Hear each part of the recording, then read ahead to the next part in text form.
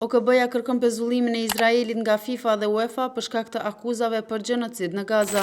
Ekspertë pavarur të Kombeve të Bashkuara me mandat nga Këshilli i të Drejtave të Njerëzit i OKB-s i kanë bërë thirrje organizatave më të larta të futbollit botror FIFA dhe UEFA që të ndërmarrin veprime të menjëhershme për të pezulluar Federatën Izraelite të Futbollit. Sipas deklaratës së tyre, ky veprim është një përgjigje domosdoshme ndaj gjenocidit të vazhdueshëm dhe shkeljeve të rënda të së drejtës ndërkombëtare në rripin e Gazës. Ekspertët nënvizuan se komuniteti ndërkombëtar nuk mund të qëndrojë i heshtur përballë dhunës masive dhe pasojave katastrofike që po përjeton populli palestinez. FIFA dhe UEFA kanë një precedent të qartë. Në vitin 2022 ata pezulluan Federatën Ruse të Futbollit pas nisjes së agresionit në Ukrainë. Prandaj ka një standard që duhet zbatuar në mënyrë të drejtë dhe të njëjtë për të gjitha shtetet që kryejnë krime lufte apo shkelje të rënda të së drejtës ndërkombëtare, thanë ekspertët e OKB-s. Një numër i madh lojtarësh, trajnerësh dhe ish futbollistësh të njohur kanë ngritur zërin kundër dhunës në Gaza. Emrat të tillë si Mesut Ozil, Mohamed Salah, Riyad Mahrez, Anwar El Ghazi dhe legjenda franceze Eric Cantona kanë shprehur publikisht solidaritetin me popullin palestinez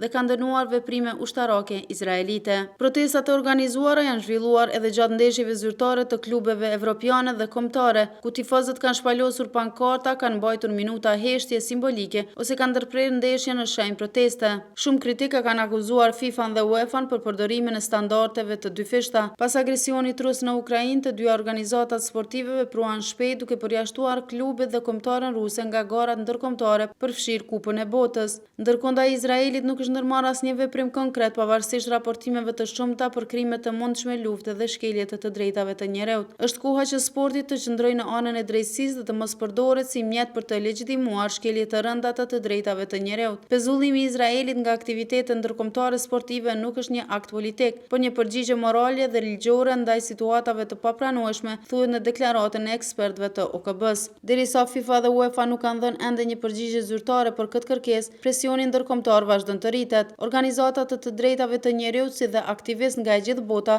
po kërkojnë që sporti të mos jetë indiferent ndaj tragjedive njerëzore. Nëse një veprim i tillë ndodh, do të ishte një precedent tjetër i rëndësishëm në marrëdhëniet midis sportit dhe politikës globale, duke theksuar fuqinë që ka futbolli për të ndikuar në çështje të drejtësisë dhe barazisë ndërkombëtare.